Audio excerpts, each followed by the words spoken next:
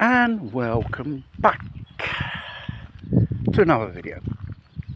There's a type of slight boom in second-hand cars, not just in Italy, in other countries. Seeing the cost of brand new cars this day and age is absolutely, how do you say, beyond the purchase power of common mortals. And the purchase of these vehicles, regarding various finance services and aftermarketing thingy bobs and all these so-called accessories which they make you pay dearly, puts you on a long-term finance system.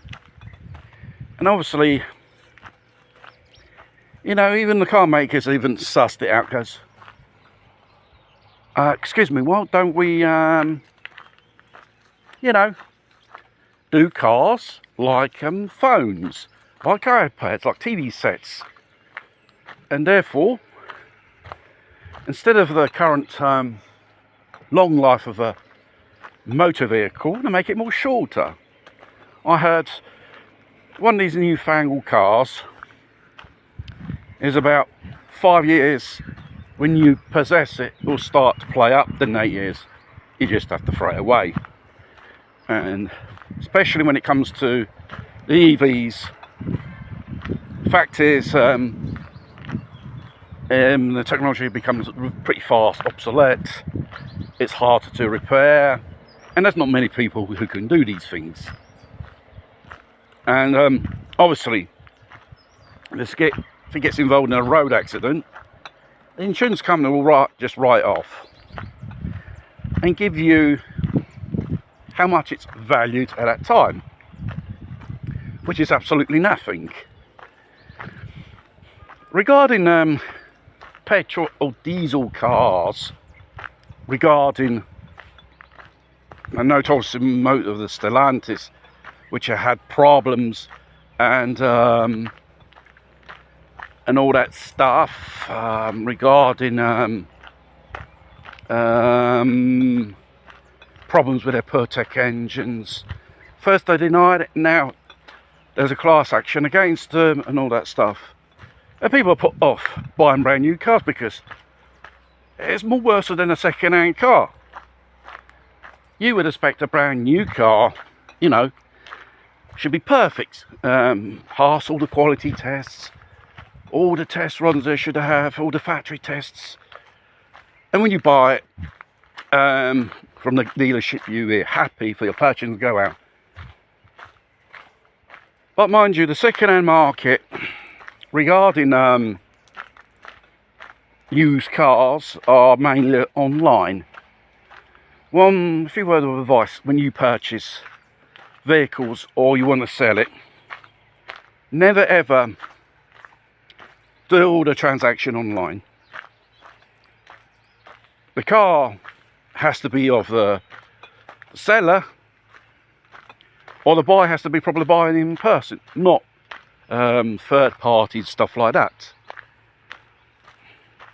Now, if they ask you for a report and they supply you a link, which is a scam, which you have to pay for, I have to pay to give you a report myself.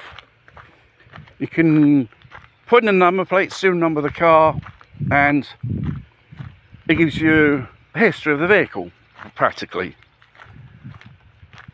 And regarding here in Italy, regarding passaggio proprietario, the property tax, never ever trust these people. Say we'll do it. No.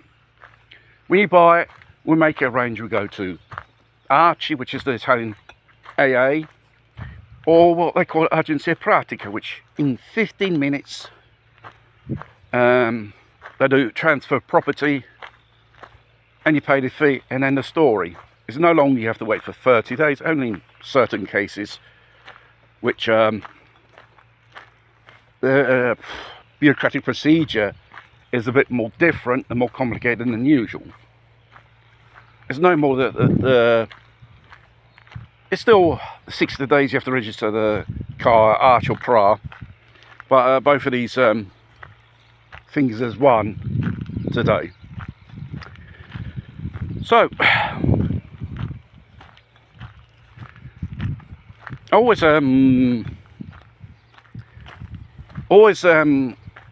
do payments which are more traceable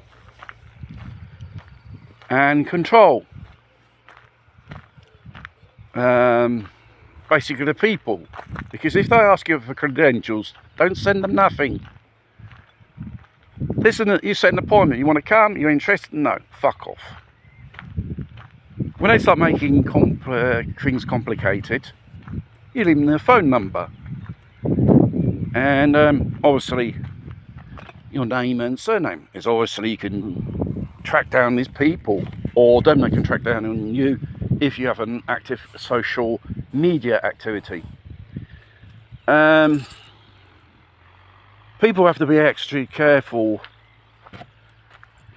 buying cars these days, because even in the era of the digital, you remember turning the clocks back with analogical to make it seem it has done lesser mileage. Well, with the miracles of computer technology, you can do the same. You can program it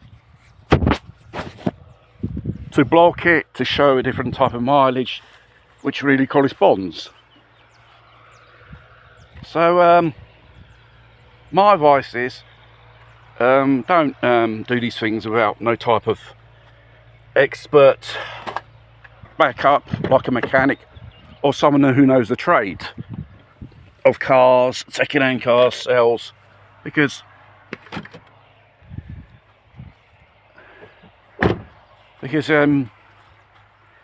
by dealing and bargaining with the defects, you could have a more of a, how do you say, lower price. And if they want to generally sell, they would be more, transparent to do so. Meet you physically somewhere. You can even ask them, bring even a person of their own trust. You bring you a person of your own trust. And like this, you can avoid nasty surprises afterwards, or being conned, or things like that. So, if you do buy from a private online, or even from a car dealer, or even a private in the traditional manners, always eyes open, take someone with you to check the car, do a bit of history if you're going to purchase a car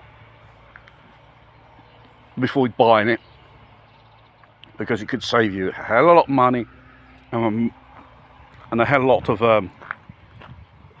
of legal troubles in the end, because without knowing, you could find yourself in some legal trouble due to this car, which somehow it was never, in the case here in Italy, the transfer property net was never done. It's always left in your name. Like I said before, passaggio proprietà. The moment you purchase it, that day, mate, you come and sign out to the vendita and do the thingy bob in the offices which they deal with these vertical procedures, I should say.